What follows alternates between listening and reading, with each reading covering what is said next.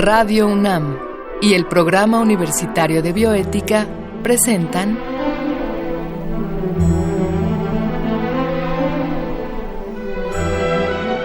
El Árbol de las Ideas. Arte, ciencia y filosofía para la vida. Con Paulina Rivero Weber.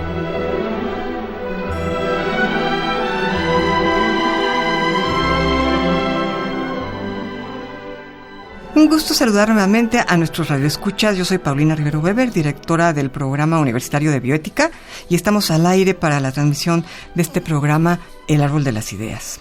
Y en esta ocasión, para hablar sobre justicia y multiculturalidad, nos ha hecho el favor de aceptar una entrevista a un muy querido y muy respetado colega, el doctor Ambrosio Velasco Gómez, quien fue director de la Facultad de Filosofía, como todos sabemos, y a quien enseguida presentaremos, después de haber escuchado esta breve cápsula que el Programa Universitario de Bioética y Radio UNAM han preparado para ustedes.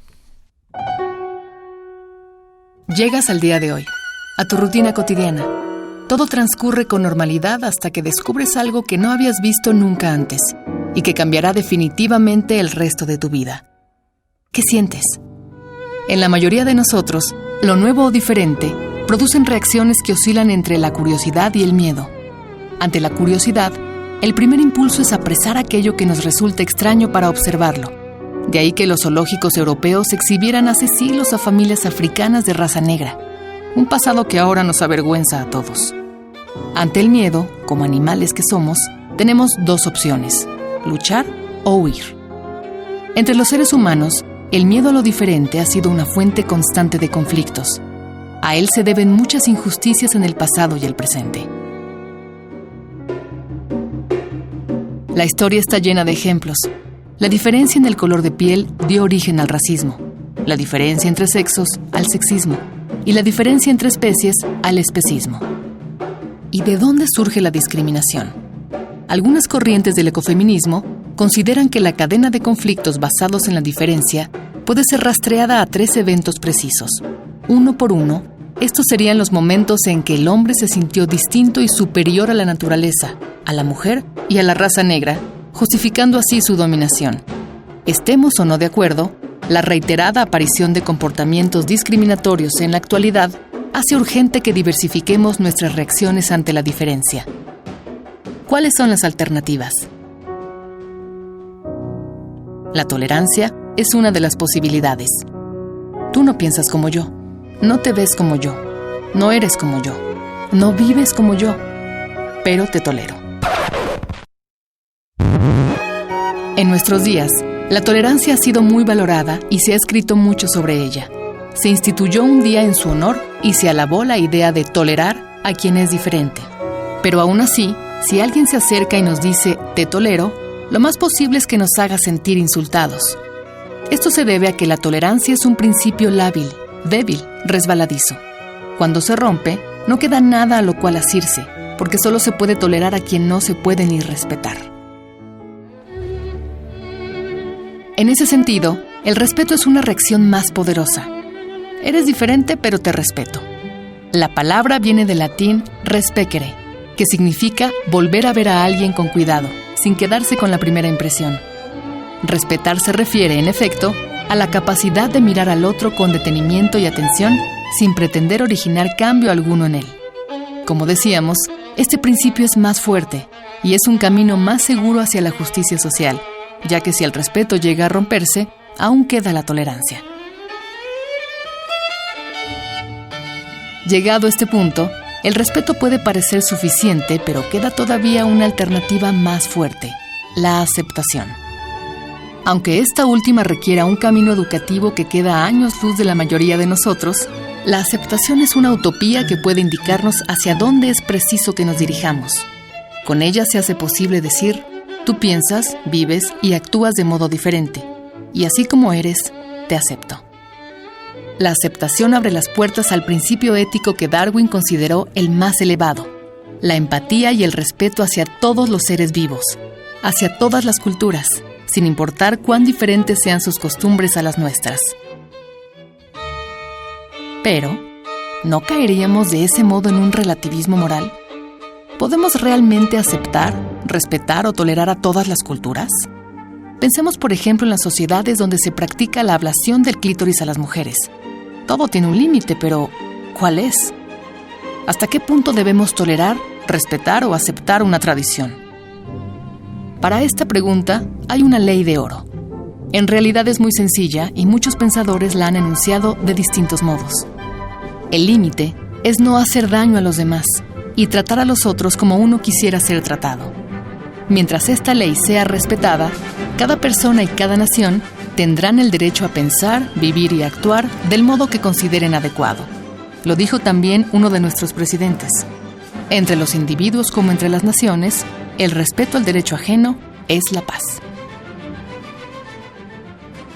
Estamos acá de regreso para presentarles con mucho gusto al doctor Ambrosio Velasco Gómez. Él obtuvo su licenciatura en Ciencias Políticas en la UNAM, la maestría en Filosofía de la Ciencia en la Universidad Autónoma Metropolitana y posteriormente realizó una maestría en Ciencias Políticas y el doctorado en Historia y Filosofía de la Teoría Política en la Universidad de Minnesota. Actualmente él es investigador titular en el Instituto de Investigaciones Filosóficas y es profesor de la Facultad de Ciencias Políticas y, bueno, por supuesto, de la Facultad de Filosofía y Letras, de la cual fue director del 2001 al 2009. El doctor Velasco ha publicado más de 150 artículos en libros y revistas especializadas sobre filosofía de la ciencia, filosofía política, hermenéutica, filosofía de la cultura y filosofía iberoamericana.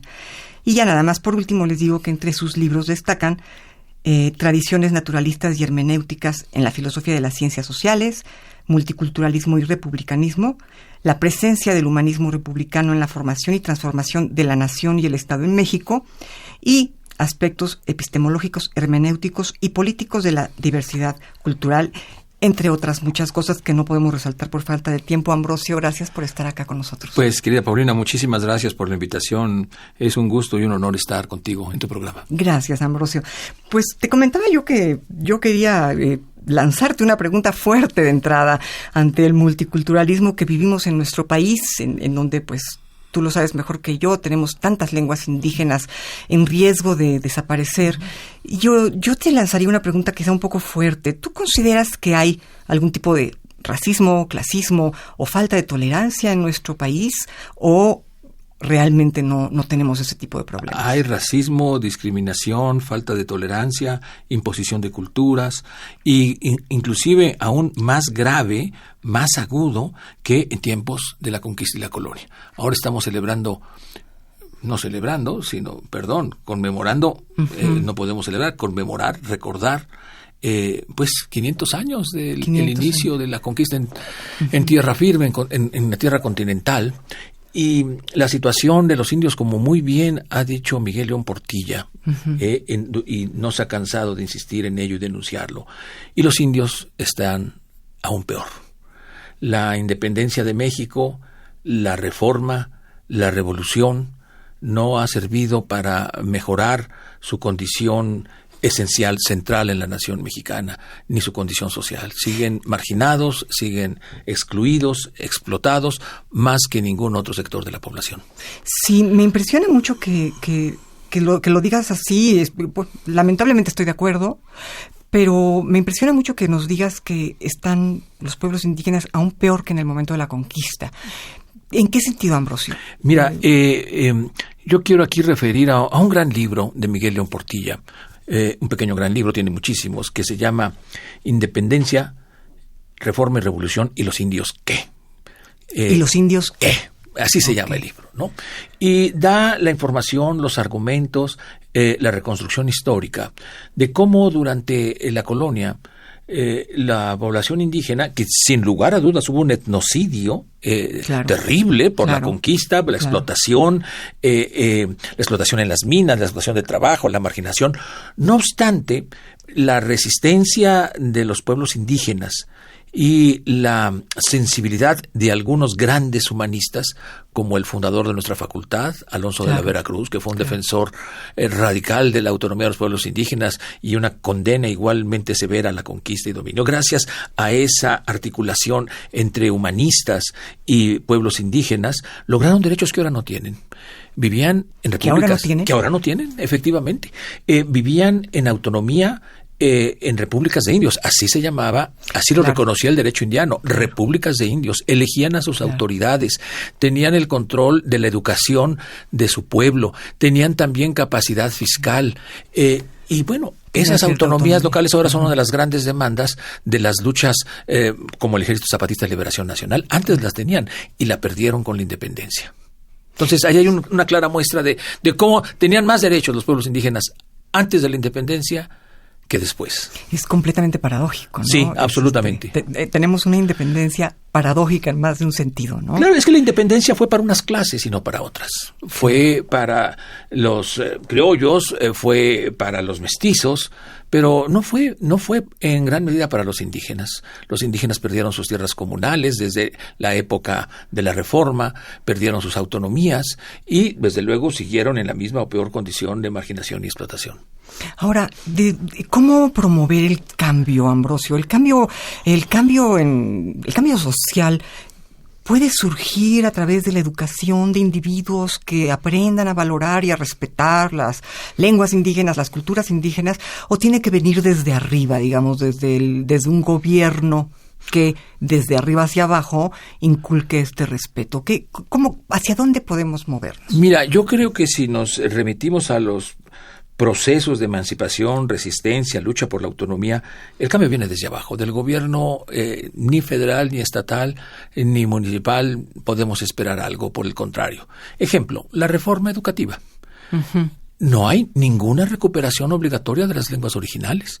Sí hay la existencia de la obligatoriedad del inglés, pero ahí ves completamente esta actitud de desprecio hoy en día a las culturas y las lenguas indígenas. Claro. Lenguas que representan una riqueza del patrimonio cultural, no solo de México, sino de la humanidad. De la humanidad, claro. No, en la cuenta más económica, más estricta, se reconocen poco más de 60 lenguas. Pero como muy bien ha señalado Luis Fernando Lara, que se ha dedicado a las lenguas en México, uh-huh, son más de 300 lenguas. Entre las variantes por ejemplo, entre las variantes del náhuatl, que algunas son tan diferentes como el castellano y el italiano, variantes del náhuatl, nos dice él. Si contamos todas esas variantes, son más de 300 lenguas. ¡Qué barbaridad! En el territorio nacional. O sea, estas 60 lenguas indígenas que son generalmente reconocidas, sí, este número 60, realmente pues no es tal, pues. No, es una cuenta muy estricta, muy reducida, que no cuenta las variantes de las lenguas como el náhuatl, que tiene una enorme variedad de... Son 300, entonces. Esa es la cuenta que hace Luis Fernando Lara, sí, efectivamente. Y no son dialectos, son lenguas, ¿no? Claro, o variantes de una lengua. Claro.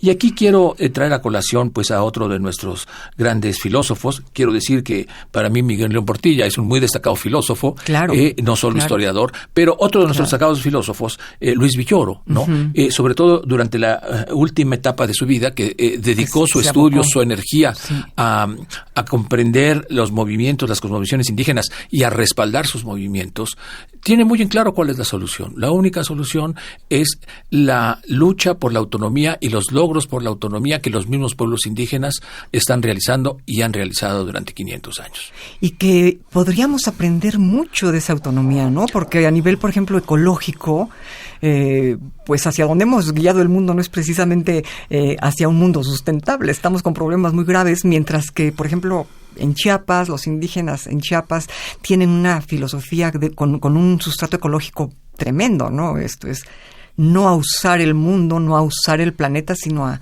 hermanarnos con él y respetarlo, ¿no? Claro, es que no es una concepción del mundo antropocéntrica, sino es una concepción del mundo orgánica, donde el hombre junto con las plantas, los elementos naturales, los animales, constituyen una totalidad orgánica que hay que respetar, ¿no? Inclusive tengo un amigo, un excelente poeta y filósofo tzotzil, Manuel Bolom. Un día lo invitas a tu programa porque realmente es maravilloso. Yo he aprendido muchísimo de este filósofo y poeta tzotzil, Manuel Bolom. Y justamente nos comenta las enormes diferencias que hay entre la llamada cultura occidental, o cultura europea, y las culturas originarias. Lo maravilloso es que han logrado pervivir a lo largo de 5 siglos de ninguneo, de represión, de desprecio, de racismo y de etnocentrismo, ¿no? Sí. Y nosotros como individuos, creo que el solo hecho de decirlo, de aceptarlo, de señalarlo, ya es algo, ¿no? Ya es trazar una posible educación diferente hacerlos reflexionar sobre este tema. Yo creo que esto es algo muy importante, el tomar conciencia de que es más lo que nosotros tenemos que aprender de los pueblos indígenas en muchísimos sentidos. En la concepción del mundo, que es una concepción mucho más respetuosa de la totalidad de la vida y de la totalidad de la naturaleza. En la forma de organización política que está basada en la participación directa. En la educación que se recibe desde niños y que está basada en la vida cotidiana, en valores, normas autónomas y auténticas. Hay muchísimo que aprender de los pueblos indígenas. Y sin embargo, no hay las políticas educativas, las políticas culturales en general, sobre todo las educativas, van en sentido contrario.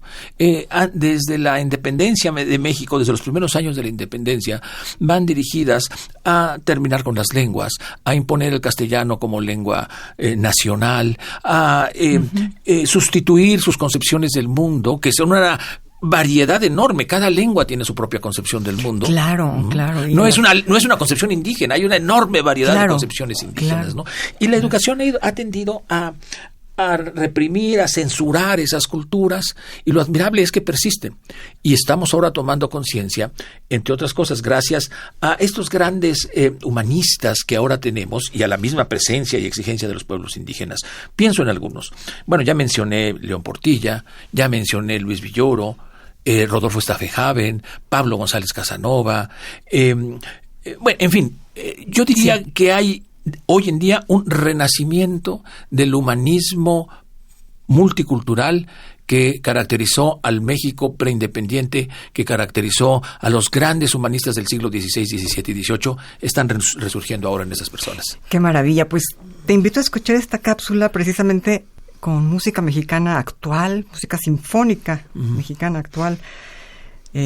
Vamos a escuchar el danzón número 2 de Márquez con algunas reflexiones en torno a la multiculturalidad en México. Maravilloso.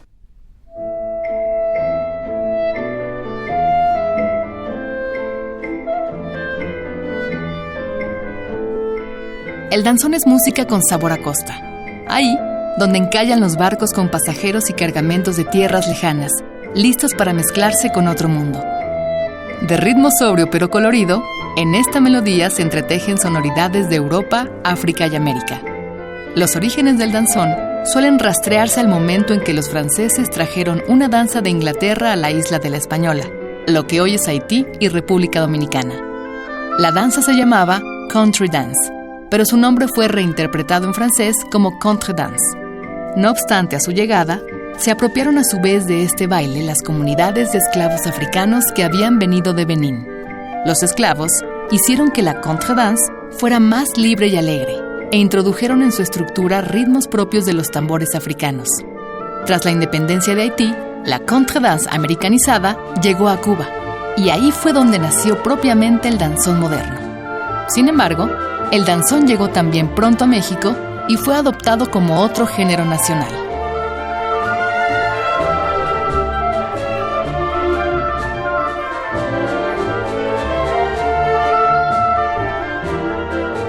¿Escuchas la música que nos acompaña?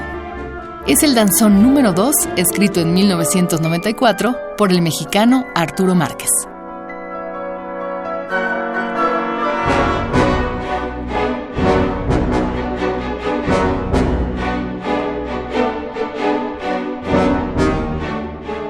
La canción es una composición sinfónica que continúa con la tradición rítmica del danzón y representa una mezcla de culturas que conviven. En un país multicultural o pluricultural como México, el danzón número 2 hace homenaje a la convivencia y representa fielmente la diversidad y la belleza cultural de nuestro país.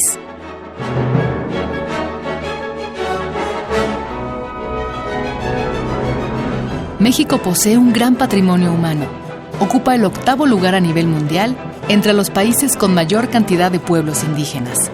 El Consejo Nacional de Población afirma que hoy habitan en México más de 13 millones de indígenas, aunque el número cambia de acuerdo con los parámetros que se utilicen para designar quién es indígena.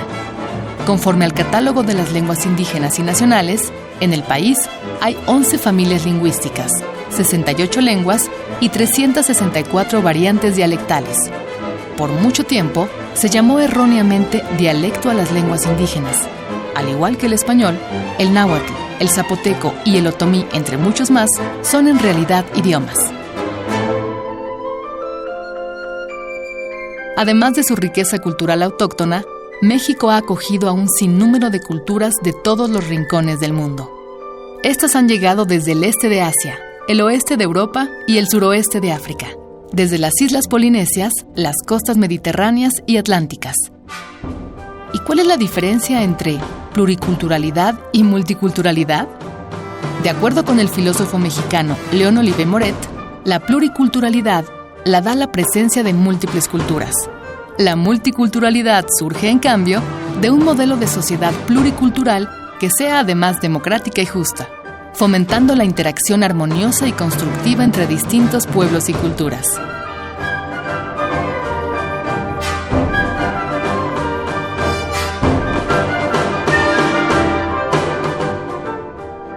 Debido a que cada encuentro entre culturas produce un resultado diferente, no se puede hablar de un modelo universal de multiculturalidad. El multiculturalismo en Canadá no es el mismo que en México.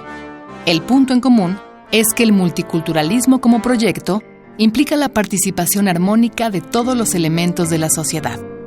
Por eso comenzamos esta reflexión con el danzón como símbolo de la belleza que surge de la diversidad de culturas. Quizás sea justo decir que el danzón número 2 de Márquez es un himno al multiculturalismo mexicano.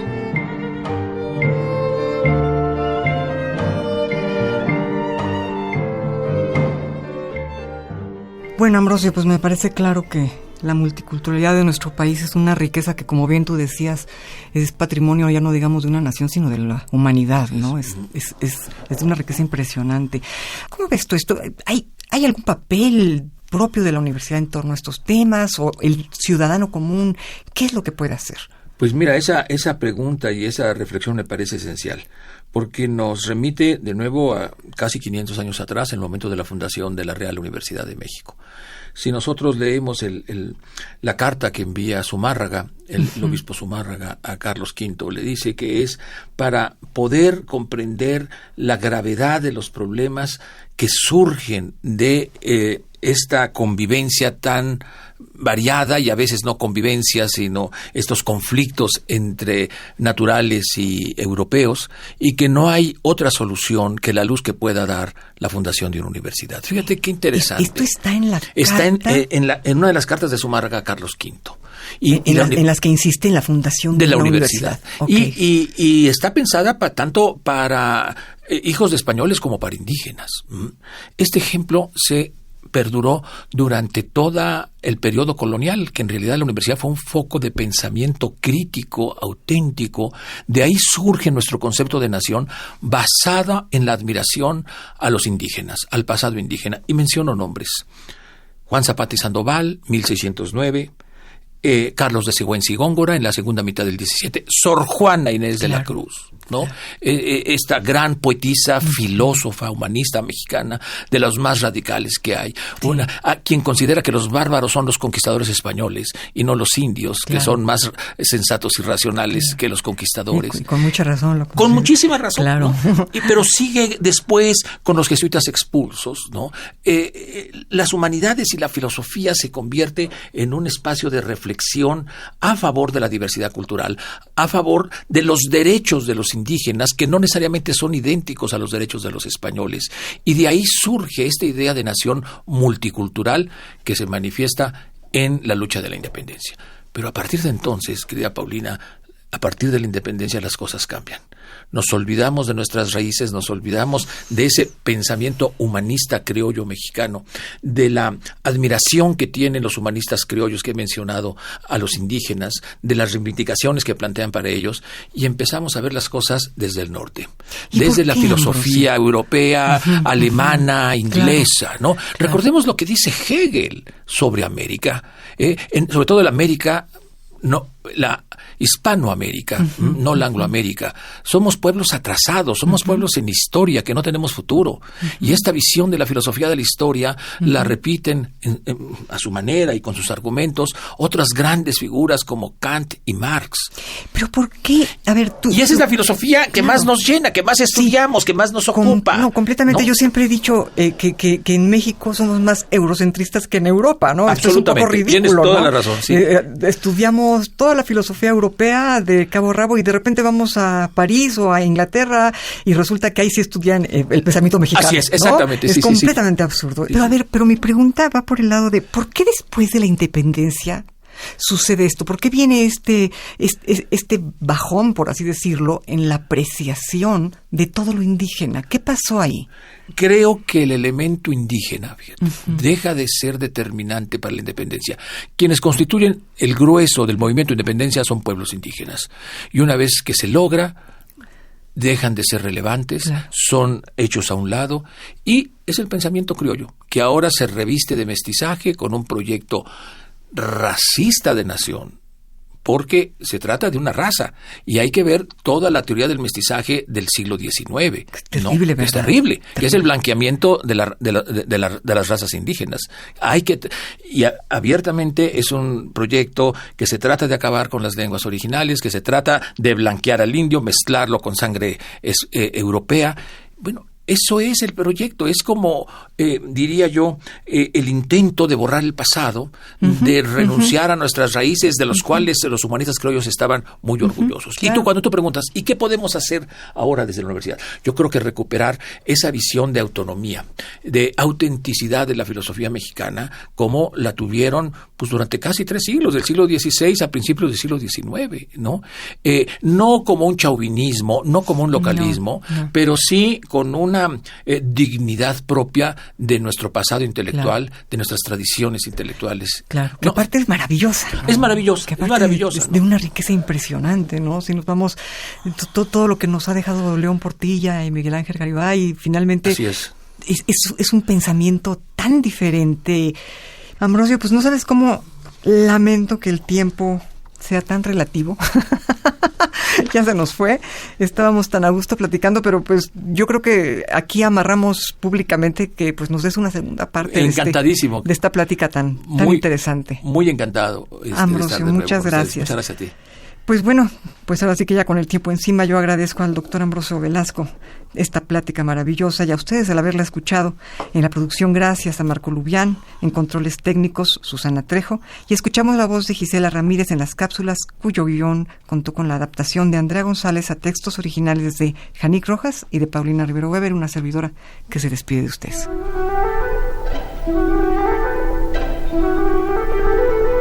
Radio UNAM y el Programa Universitario de Bioética presentaron